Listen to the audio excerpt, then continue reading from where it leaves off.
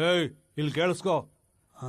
ಜಗತ್ನೇ ಗೆದ್ನಲ್ಲ ಅಲೆಕ್ಸಾಂಡರು, ಅವನ್ ಸಾಯೋದಕ್ ಮುಂಚೆ ಅವನ್ ಮಂತ್ರಿಗಳನ್ನ ಕರೆದು 3 ಮಾತು ಹೇಳದ್ನಂತೆ.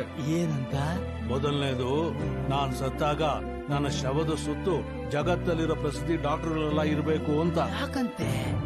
ಪೂರ್ತಿ ಹೇಳೋರ್ಗು ಕೇಳೋ ಪುಣ್ಯಾತ್ಮ. ಎರಡನೇದು, ನಾನು ಜೀವನ ಪೂರ್ತಿ ಸಂಪಾದನೆ ಮಾಡಿದ ನಗ, ನಾಣ್ಯ, ವಜ್ರ, ವೈಡೂರ್ಯ ಎಲ್ಲ ನನ್ನ ಶವ ಹೋಗೋ ದಾರಿ ಉದ್ದಕ್ಕೂ ಮೆರವಣಿಗೆ ಚೆಲ್ಲಬೇಕು ಅಂತ.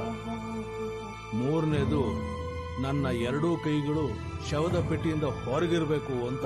ಅಂದ್ರೆ ಜಗತ್ತನೇ ಗೆದ್ದ ರಾಜ ನಾನು, ನನ್ನನ್ನು ಉಳಿಸ್ಕೊಳ್ಳೋದಕ್ಕೆ ಜಗತ್ ಪ್ರಸಿದ್ಧ ಡಾಕ್ಟರ್ಗಳು ಯಾರ ಕೈಯಿಂದನೂ ಆಗಿಲ್ಲ ಅಂದ್ಮೇಲೆ ಭೂಮಿ ಮೇಲೆ ಇದ್ದವನಿಗೆ ಸಾವು ಖಚಿತ.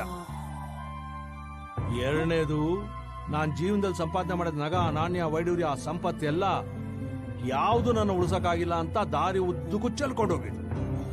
ಮೂರನೇದು, ನಾನು ಇಷ್ಟೆಲ್ಲ ಸಂಪಾದನೆ ಮಾಡಿದ್ರು ನಾನು ಹೋಗ್ಬೇಕಾದ್ರೆ 1 ಇಂಚಷ್ಟು ಪುಟ್ಕೋಸಿ ಬಟ್ಟೆನ ತಗೊಂಡು ಹೋಗಕ್ಕಾಗ್ತಿಲ್ಲ ಅಂತ 2 ಕೈನೂ ಆಚಿಟ್ಟಿದ್ದೆ. ಇಷ್ಟೆಲ್ಲ ಹೇಳಿದ್ಮೇಲೂ ಅರ್ಥ ಆಗದೆ